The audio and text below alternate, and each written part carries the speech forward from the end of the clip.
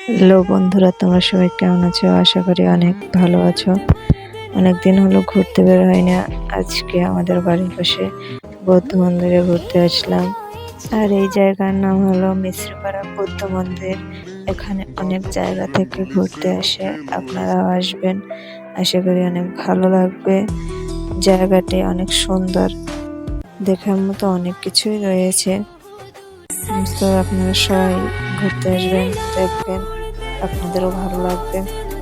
এবং এখানে রয়েছে বিভিন্ন ধরনের ফটোশুট করার মতন জায়গা, ফটোশুট এবং ভিডিও শুট করার মতন জায়গা রয়েছে।